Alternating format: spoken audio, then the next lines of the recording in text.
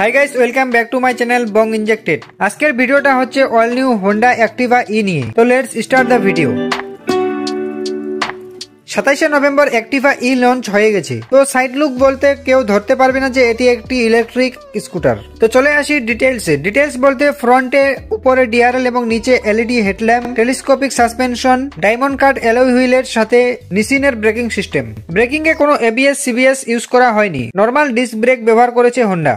সম্পূর্ণ plastic body সাথে অ্যালুমিনিয়ামের ফুটরেস্ট, রিয়ারে LED tail lamp, LED indicator, suspension same অ্যাক্টিভার নর্মাল মনোশক সাসপেনশন রিয়ারে ব্যবহার করা হয়েছে। টায়ার বলতে ফ্রন্টে 90 এবং রিয়ারে 100 সেকশনের টায়ার ইউজ হয়েছে। তো এই অ্যাক্টিভা ই এটি টপ মডেল বলতে পারেন। অ্যাক্টিভা ই এর সাথে আরেকটি মডেল লঞ্চ হয়েছে, তা হলো QC1। কোম্পানি ক্লেম করেছে একবার ফুল চার্জে 102 কিলোমিটার চলবে। স্পিড বলতে 0 to 60 অ্যাচিভ করবে 7.3 সেকেন্ডে এবং top speed 80 kilometre per hour. তো অ্যাক্টিভা ই তে সুইপেবল ব্যাটারি সিস্টেম ইউজ করা হয়েছে এবং QC1 এ ফিক্স ব্যাটারি। দুটোতেই লিথিয়াম ব্যাটারি 1.5 কিলোওয়াটের। দুইটি স্কুটারের কম্পারিজন ভিডিও চাইলে কমেন্টে বলতে পারেন। তো প্রাইস ডিফারেন্স 7 থেকে 10 হাজারের মধ্যে থাকবে। এখনো বুকিং স্টার্ট হয়নি, বুকিং স্টার্ট হবে ডিসেম্বর থেকে এবং ডেলিভারি স্টার্ট হবে জানুয়ারি 2025 থেকে। হোন্ডা থেকে অফিসিয়াল ভাবে কোনো প্রাইস রিভিল করেনি, তবে এক্সপেক্ট করা হচ্ছে যে 90,000 থেকে 1,30,000-এর মধ্যে থাকবে। তো এই ছিল আজকের নিউজ। এমনই বাংলায় বাইক রিলেটেড নিউজ রিভিউ পেতে হলে